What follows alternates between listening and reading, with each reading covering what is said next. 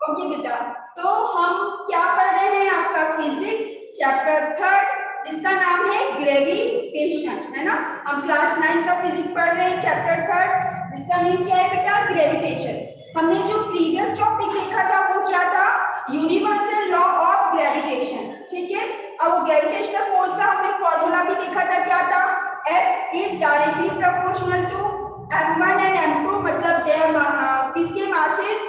Object के masses का product, और इनवर्सली प्रोपोर्शनल था जो ऑब्जेक्ट थे उनके बीच का डिस्टेंस, ठीक है। उसके बाद चलिए आज हम कुछ न्यूमेरिकल्स करने वाले हैं जिसमें हम ग्रेविटेशनल फोर्स निकालेंगे, ठीक है। तो सबसे पहले मैंने क्वेश्चन राइट किया है, क्या लिखा है देखिए, two particles A and B. तो बेटा जब भी आप लोगों को कोई न्यूमेरिकल सॉल्व करना हो, मैंने प्रीवियस चैप्टर में भी आपको बहुत सारे न्यूमेरिकल्स करवाए थे, तो क्या कहा था कि आप हमेशा डायग्राम बनाइए, है ना। डायग्राम बनाने से क्या होता है कि हमें जो चीजें हैं ना वो इजीली समझ में आ जाती है। तो आप पढ़ते जाइए और बनाते हैं हम। Two particles A and B, मतलब दो पार्टिकल्स है, मतलब दो ऑब्जेक्ट है ना। दो ऑब्जेक्ट है, एक ऑब्जेक्ट क्या है बेटा? ए, और दूसरा ऑब्जेक्ट क्या है? बी। इतना क्लियर है आप सभी को? आगे बढ़ते हैं। उनके मासेस कितना दिया है बेटा? m1 m2। इस ऑब्जेक्ट का मास कितना है? m1। इस ऑब्जेक्ट का मास कितना है? m2। क्लियर है इतना आप सभी को? और बेटा क्या बोला है? आप बेस्ड ऑन सम डिस्टेंस, वो बोल रहे हैं कुछ डिस्टेंस पे रखा हुआ है, लेकिन कितनी डिस्टेंस पे रखा ये उन्होंने हमें नहीं बताया। तो उन्होंने नहीं बताया तो हम ले लेते हैं, इनके बीच के डिस्टेंस को क्या बोलते हैं बेटा? डी, ठीक है। और क्या होता है? डी स्क्वायर, डी स्क्वायर होता है ना, ठीक है। अभी वो फॉर्मूले में लगाएंगे। इनके बीच का डिस्टेंस हमने क्या ले लिया? डी, ठीक है। अब क्या है बेटा? If the mass of each of the two particles is double. अब आगे आपको क्वेश्चन में क्या बोला है कि इन दोनों ही पार्टिकल्स का मास डबल कर दिया। डबल कर दिया मतलब ये क्या हो गया? 2m1, और ये क्या हो गया? 2m2। इतना क्लियर है? हैंडलेस करके बताइए मुझे, इतना क्लियर है आप सभी को? क्लियर है बेटा? आप देखिए आगे क्या बोल रहे हैं, keeping the distance then unchange. लेकिन जो उसके डिस्टेंस थी वो अनचेंज है, मतलब उसमें कोई चेंज नहीं हुआ है। ओके,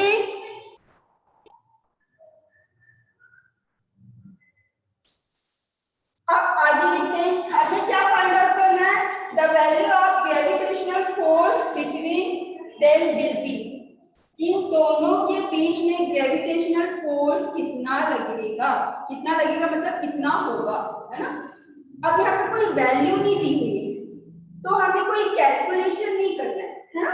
यहाँ पे कोई आपको वैल्यू नहीं दी है कि 2 × 10⁸ ऐसा कुछ नहीं दिया है आपको, है ना। तो वो हमसे पूछा क्या गया है कि ग्रेविटेशनल फोर्स जो इनमें लगेगा वो कितना होगा, है ना। कितना होगा तो देखते हैं हम। देखिए क्या करें, हमें उसका फॉर्मूला पता है ग्रेविटेशनल फोर्स का। F क्या था? G m1 m2 upon d²। याद है सबको ये फॉर्मूला? हमने डिराइव किया था यूनिवर्सल लॉ ऑफ ग्रेविटेशन में, हमने ये फॉर्मूला क्या किया था? डिराइव किया था, ठीक। कई बच्चे बोल रहे हैं कि ब्लैक बोर्ड क्लियर नहीं है, तो कोई बात नहीं, ब्लैक बोर्ड क्लियर नहीं है, शाम को रिकॉर्डिंग आएगी जब देख लीजिएगा तो और आपको अच्छे से समझ में आ जाएगा। अभी बस सुन लीजिए, ठीक है। तो बेटा F = G m1 m2 d²। F आपका ग्रेविटेशनल फोर्स, G क्या है?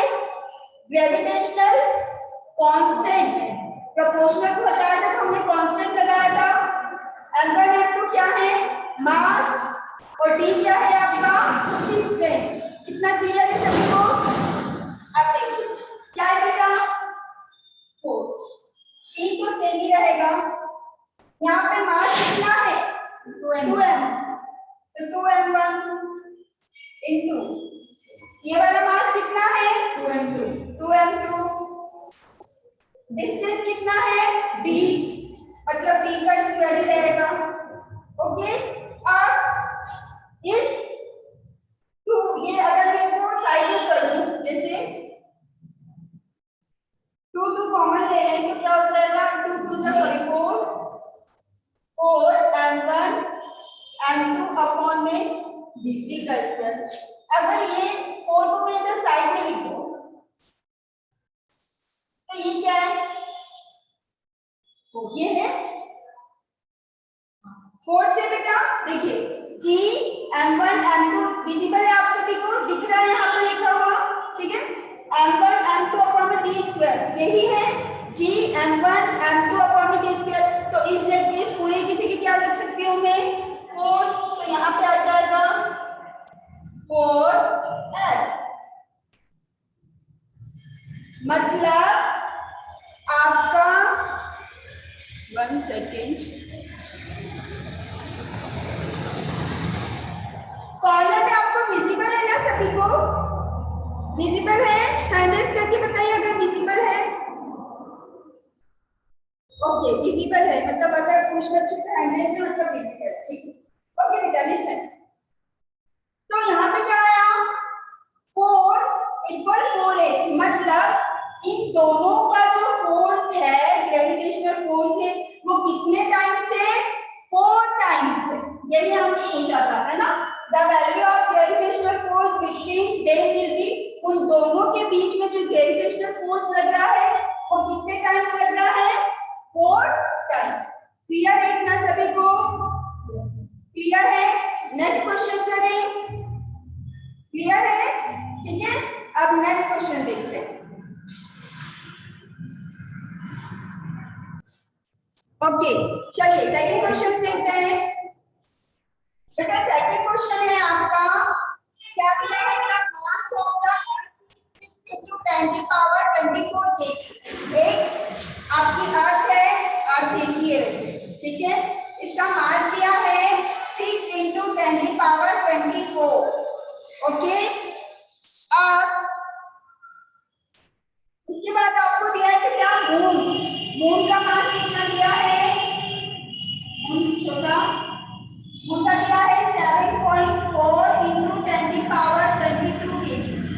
मून का मास इतना दिया हुआ है। उसके बाद क्या बोला गया है, the mass of the earth is 10 की power 24 kg and weight of the moon is 7.4 into 10 की power 22 kg and weight of the moon is, यहाँ पे कुछ ओके ये लाइन मैंने रिपीट कर दी है, ये लाइन थोड़ी सी रिपीट हो गई है बेटा, ठीक है। इसके बाद देखते हैं, ये मून का ही मास दिया है। If the distance between the earth and the moon, earth and moon के बीच का जो डिस्टेंस है वो है बेटा 3.84 into 10 की पावर 5 किलोमीटर। आपको क्या कैलकुलेट करना है कि कितना फोर्स एक्सर्ट होगा अर्थ का मून पर, मतलब अर्थ जो है मून को कितने ग्रेविटेशनल फोर्स से खींचेगी, अट्रैक्ट करेगी। क्वेश्चन समझ में आया आप सभी को, क्लियर है, ठीक है। चलिए करना स्टार्ट करते हैं। सबसे पहले देखिए गिवन, क्या लिखेंगे, जो आपको दिया हो, और आप आपके कैलकुलेशन को थोड़ा इजी बनाने के लिए क्या करिए, डेसिमल हटा दीजिए, है ना। डेसिमल हटा देंगे तो आपका जो कैलकुलेशन होगा वो क्या हो जाएगा, थोड़ा सा इजी हो जाएगा, नहीं तो आप उसको करते रहेंगे 1 घंटे तक, है ना। तो डेसिमल हटा देंगे और इसका कोई शॉर्टकट तरीका नहीं है ना। अब गिवन, चलिए मास कितना दिया है इसे, अर्थ के मास को हम m1 से डिनोट करते हैं, कितना बेटा 6 इंटू 10 की पावर 24 kg।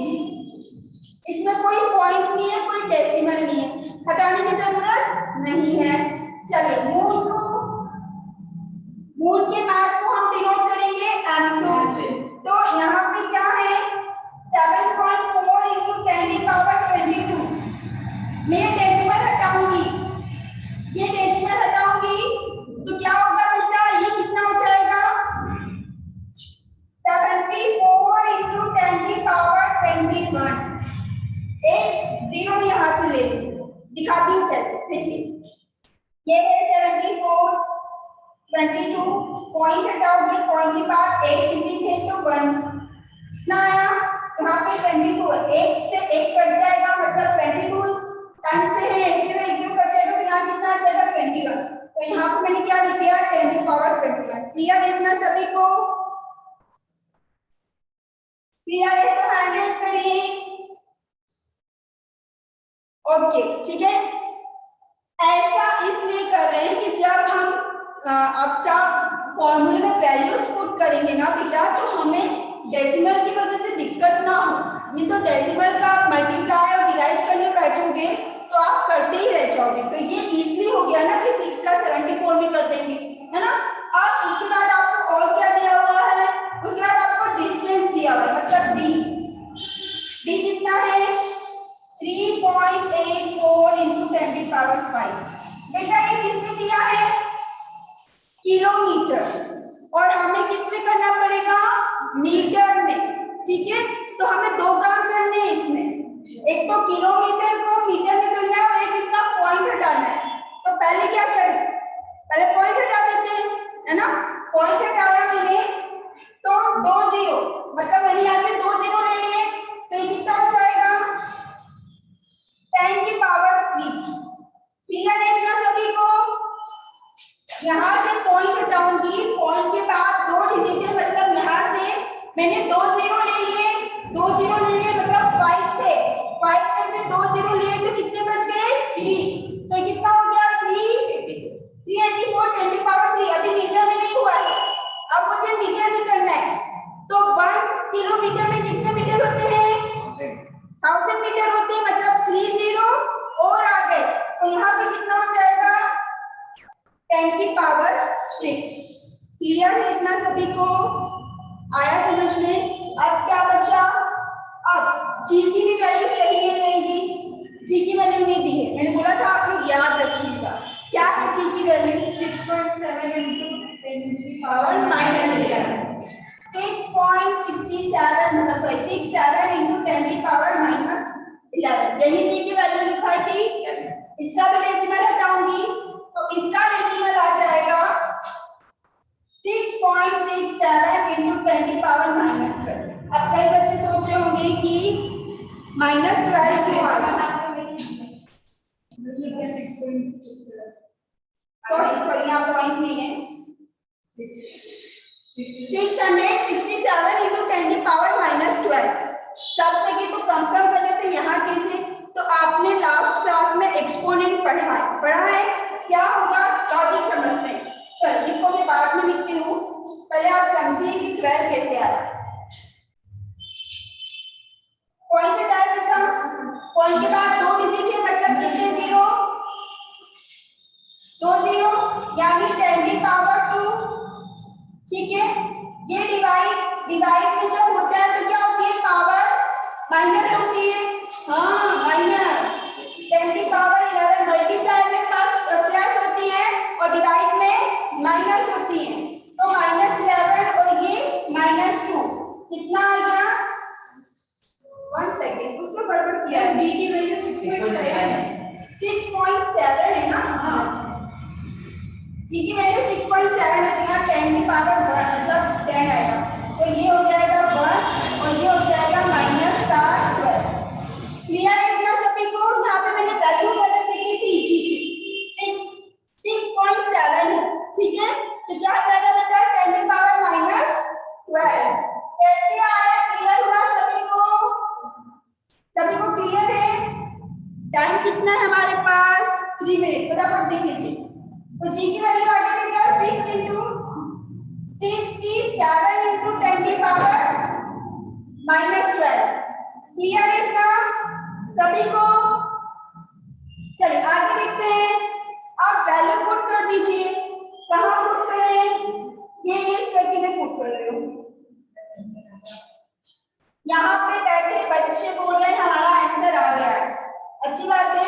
चलिए फटाफट करें क्योंकि 3 मिनट से बाकी हमारे पास क्या है। फोर्स का फॉर्मूला जी F1 M2 अपॉन में t का स्क्वायर। ठीक है, F निकालना है, जी कितना आया 67 into 10 की पावर -12। M1 कितना है फटाफट देख लीजिए, M1 मतलब ये 6 into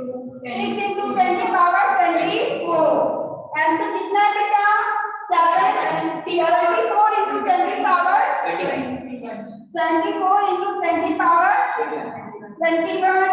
उसके बाद p कितना है 384 into 10 384 into 10 की पावर 6 का होल स्क्वायर। ठीक है, अब क्या हो जाएगा ये हो जाएगा आपका, ये हो जाएगा 12। मैं डायरेक्ट लिख रही हूँ यहाँ पे बिकॉज मेरे पास स्पेस भी नहीं है, तो ये हो जाएगा बेटा 384 into 384 into 10 की पावर 12। 12 कैसी होगी 6 2 जा 12। ओके, काट दीजिए। 12 से 24 कट जाएगा तो क्या आएगा 12। पावर की बात कर रही है ना, 12 का 24 से कट जाएगा तो क्या आएगा 12। ये -12 और 12 मल्टीप्लाई में पावर क्या हो जाती है ऐड हो जाती है, तो -12 और 12 कैंसिल हो गया। अब आपके पास क्या बचा 67 6 74 into 10 की पावर 21 और नीचे बचा 384 into 384। 2 से काट देंगे, वैल्यू आ जाएगी आपकी जो मैंने अभी पहले आपको बताया था 2.01 into 10 की पावर 20।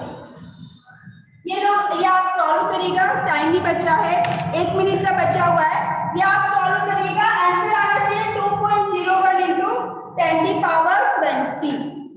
क्लियर है सभी को? न्यूटन है ना, यूनिट में लगा लीजिएगा न्यूटन।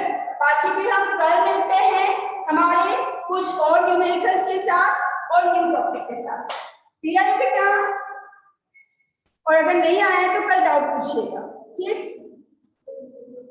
Okay, bye everyone.